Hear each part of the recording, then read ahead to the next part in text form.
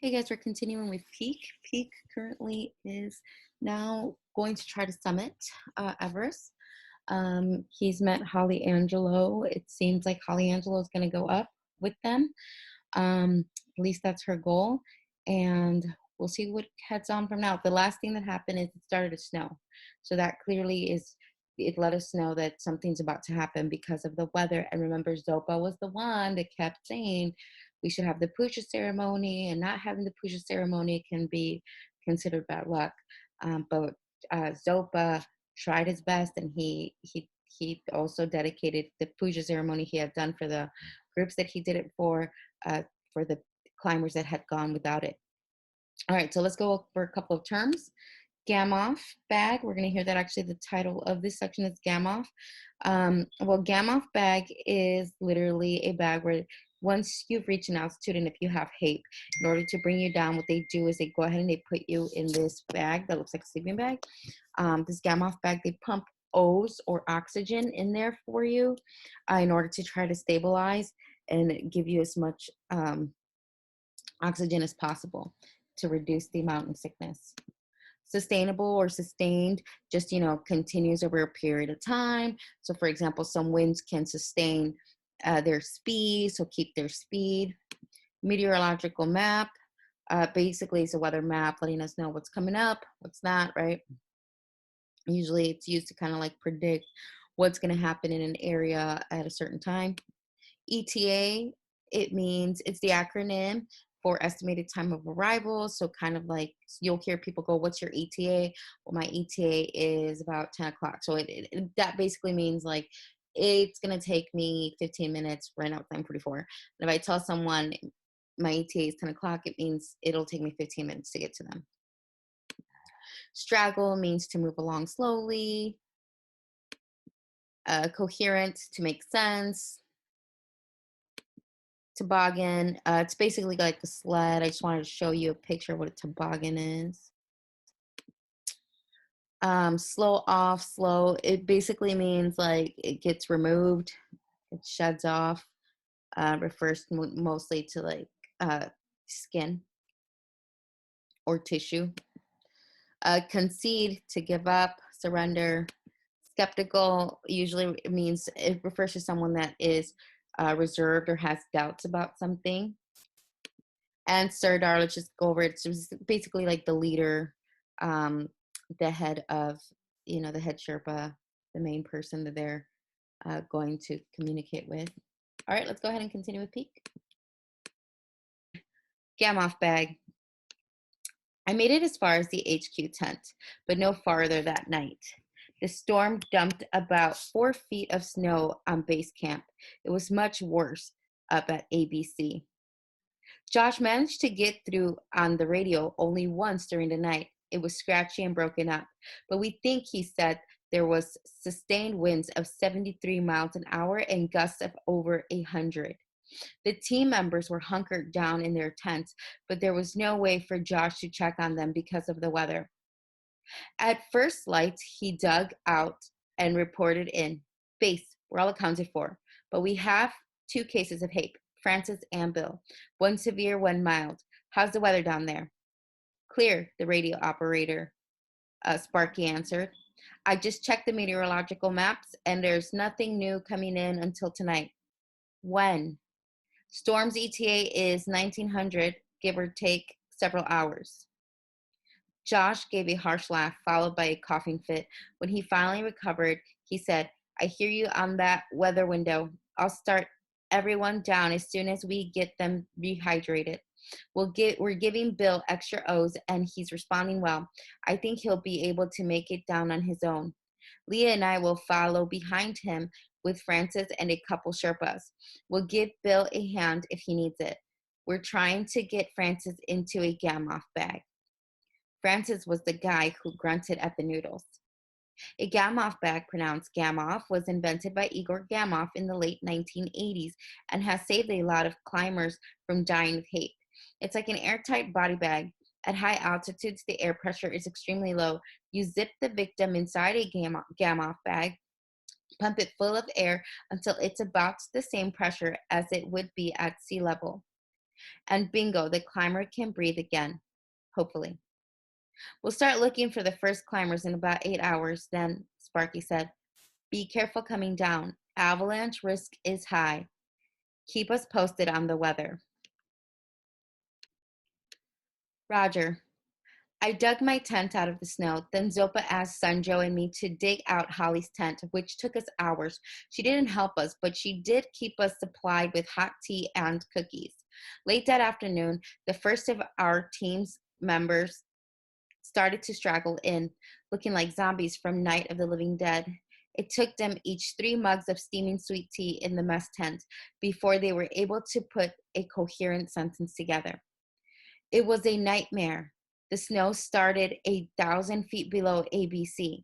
It was so thick we had to fix a rope to tie ourselves together so we didn't lose anyone. Couldn't see a bloody thing past your eyelashes. Then it really started snowing. 22 below at ABC without the wind chill, we nearly froze to death trying to get our tents up. The guy talking gingerly pulled a glove off his hand.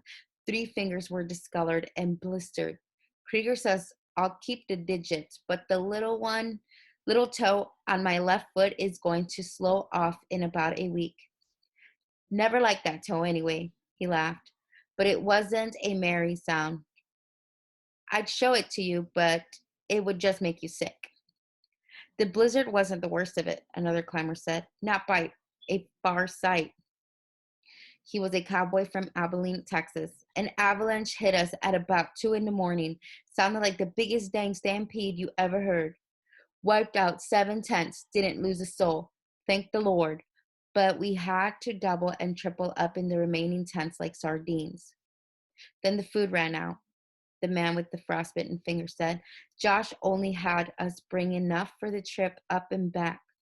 This morning there wasn't a raisin to eat between us. We're lucky it cleared up. A couple more days and we would have starved to death. You're right about that, partner, the Texan agreed. When I crawled out this morning, I was eyeing one of them yaks with murder in my heart. Guess we should have had that dang pusha ceremony before we started up the hill.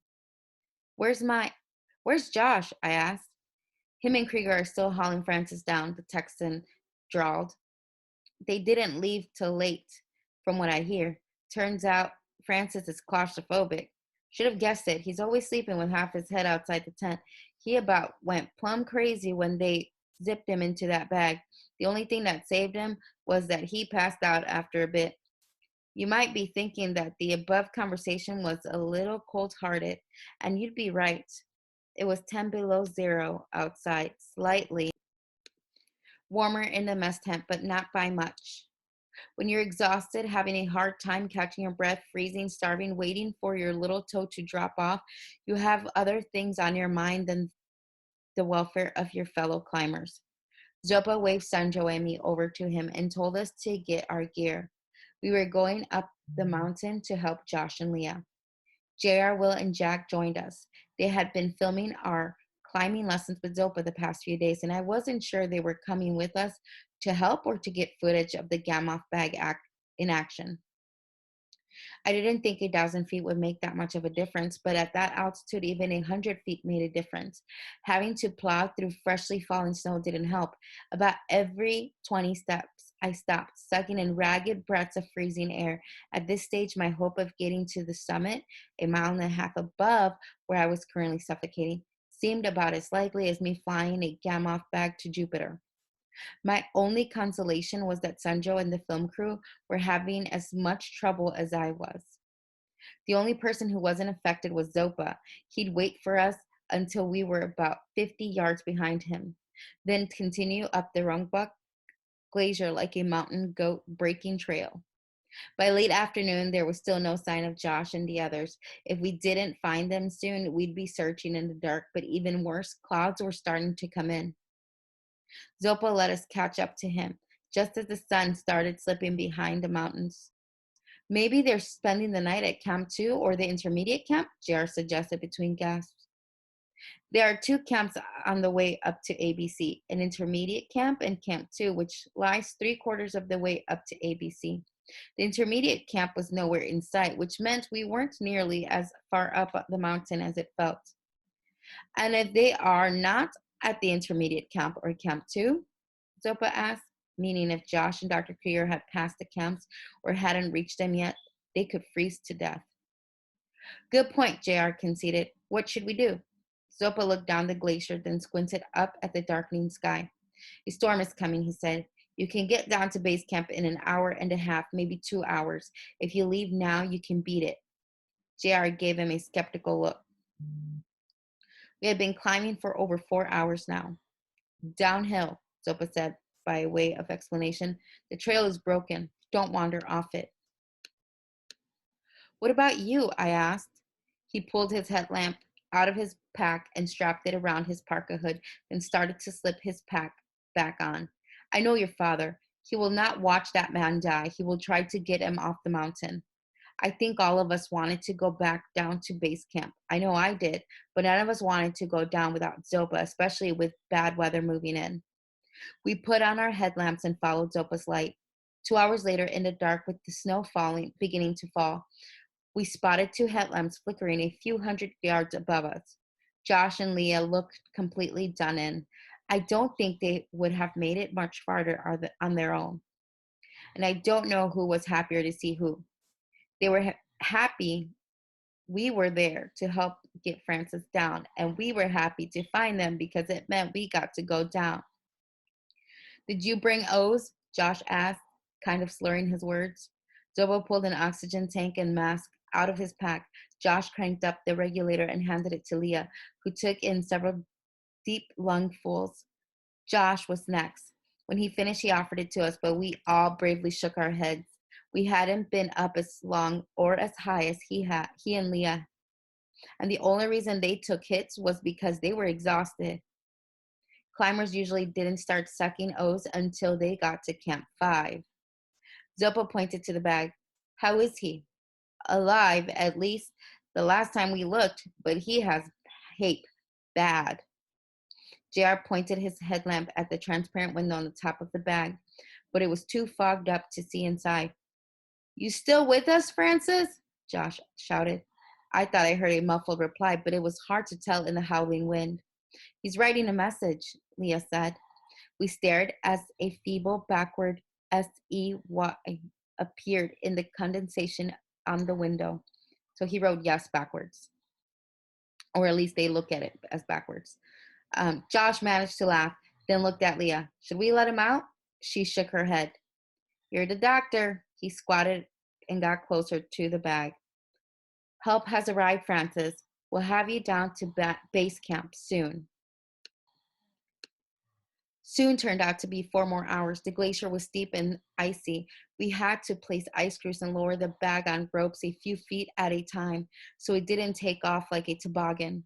We stumbled into base camp long after midnight. The camp was usually lit up like a Christmas tree with blue, red, and green tent lights. But this late, most of the climbers were asleep. We hauled the Gamow into the A tent and laid it on a cot. Leah pulled off her outer and inner thermal gloves with her teeth, then slowly unzipped the bag. How are you feeling? She asked. Francis was the color of a corpse. He blinked his eyes open and managed to give her a weak smile. He whispered, I'm not claustrophobic anymore. Leah smiled and put a stethoscope to his chest. But you still have HAPE. I'm not going to the summit. Not this year, Josh said, looking just as disappointed as Francis. He had another opening on his climbing permit. We left Francis and Leah and went into the mess tent. A handful of the team, staff, and Sherpas were still up drinking tea and playing cards. Josh reported on Francis's condition. When he finished, he asked how Bill was. Not too good, the Texan answered. He doesn't want to go back up. Josh swore, another climber down, and no one had climbed higher than ABC yet. The mess tent cleared out pretty fast after that, leaving me, Sandro, Zopa, and Sparky. It felt good to drink hot tea and to breathe and have air actually fill my lungs. I felt like I was sitting in an oxygen tent, not a mess tent. Peek and Miss Angelo need to go up to ABC, Zopa said. I know, Josh said. I was going to take them and the film crew up when I got back, but I'll have to wait a few days now. I'm wiped. I'll take them up tomorrow, Zopa offered. I couldn't even imagine walking back up the glacier in a few hours, but I couldn't protest in front of Josh or Zopa. I wish that JR, Will, and Jack hadn't headed to their tent after filming Francis being freed from the Gamow bag. If they had been there to hear Zopa's suggestion, I'm sure they would have protested for me. I can't ask you to do that, Josh said. You didn't ask me, Zopa said. I offered. They need to go up. The weather will break in a few hours. Not according to the satellite maps I just looked at, Sparky said. Zopa shrugged. The maps are wrong. What about Holly? Josh asked. I had a doctor from another camp look at her earlier today, Zopa answered. She can go. Josh grinned. So you already had this figured out before you came up to get me. Zopa ignored the comment. We will take some of the porters and yaks, he said. Resupply what was lost in the storm. There are some Sherpas I would like to visit at ABC before I leave the mountain. Did you talk to Pasang? Pasang was Josh's Sirdar, who I had seen around camp but had never officially met. He was constantly rushing around, yelling at the porters, arguing with Sherpas, or in the HQ tent, talking to the base camp crew. He had the porters pack what was needed this afternoon, Zopa answered. Josh looked at me. Are you ready for 21,000 feet? I said I was, but I had some serious doubts. I hope Zopa was wrong about the weather. All right, guys. So obviously a lot is going on. It's about to start. They're heading up to ABC. Uh, but look at the weather. It's not looking good. So it's going to be a hard journey. Go ahead and fill out your Google Forms.